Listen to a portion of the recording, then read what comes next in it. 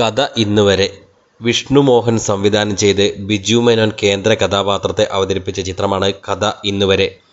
ബിജു മേനോനെ കൂടാതെ ചിത്രത്തിൽ നിഖില വിമൽ, അനുശ്രീ, മേതിൽ ദേവിക, ഹക്കീം ഷാജഹാൻ, സിദ്ദീഖ്, അനു മോഹൻ, രഞ്ജി പണിക്കർ, എരഞ്ഞിക്കൽ ശശി തുടങ്ങിയവരും ശ്രദ്ധേയമായ കഥാപാത്രങ്ങളെ അവതരിപ്പിച്ചിരിക്കുന്നു. മൊത്തത്തിൽ ചെറിയ സ്കെയിലിൽ ഉള്ള ഒരു ചിത്രമാണ് കഥ ഇന്നുവരെ. ഉദ്ദേശം 2 മണിക്കൂർ ദൈർഘ്യമുള്ള ചിത്രം പൊതുവെ മെല്ലെ സിമ്പിൾ ആയി കഥ പറഞ്ഞു പോകുന്ന ചിത്രമാണ്. കഥ ഇന്നുവരെയുടെ ടൈറ്റിൽ കാർഡ് വരുന്നത് തന്നെ മലയാളത്തിൽ വന്ന ചില സിനിമകളിലെ പ്രണയ സംഭാഷണങ്ങളുടെ ശബ്ദശകലങ്ങളും നായിക നായകന്മാരുടെ ചിത്രങ്ങളും ചേർത്തുകൊണ്ടാണ്. സിനിമയ്ക്ക് ഒരു പ്രണയ പശ്ചാത്തലമാണ് എന്ന് അങ്ങനെ തുടങ്ങുമ്പോൾ തന്നെ പ്രേക്ഷകന് ക്യാച്ച് ആകുന്നു.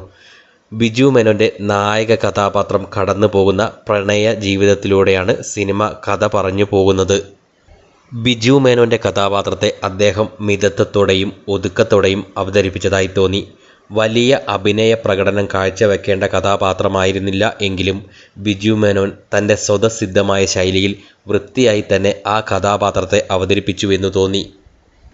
അനു മോഹനും ഹക്കീം ഷാജഹാനും അവരവരുടെ രംഗങ്ങൾ ഭംഗിയായി തന്നെ അവതരിപ്പിച്ചു. അനുശ്രീയും നിഖില വിമലും അവർക്ക് കിട്ടിയ ഭാഗങ്ങളിൽ മനോഹരമായി തന്നെ അവരുടെ വേഷങ്ങൾ ചെയ്തു.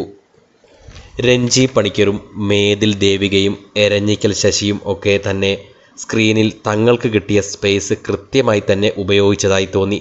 ചിലയിടങ്ങളിൽ ആസ്വാദനത്തിന് ഒരു കണ്ടിന്യൂറ്റി നഷ്ടപ്പെടുന്ന പോലെ വ്യക്തിപരമായി തോന്നിയെങ്കിലും തരക്കേടില്ലാതെ പടത്തിനെ മുൻപോട്ട് കൊണ്ടുപോകാൻ അണിയറ പ്രവർത്തകർ ശ്രമിച്ചു എന്നും തോന്നി.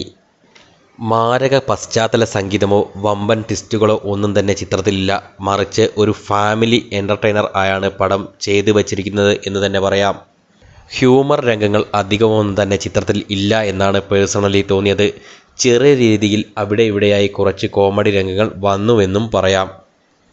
കഥ ഇന്നുവരെ എന്ന പടത്തിനെക്കുറിച്ച് മൊത്തത്തിൽ പറഞ്ഞാൽ ഒരു ഫാമിലി എൻ്റർടൈനറാണ്, പ്രണയ പശ്ചാത്തലമാണ്, തരക്കേടില്ലാത്ത സ്ക്രിപ്റ്റാണ്.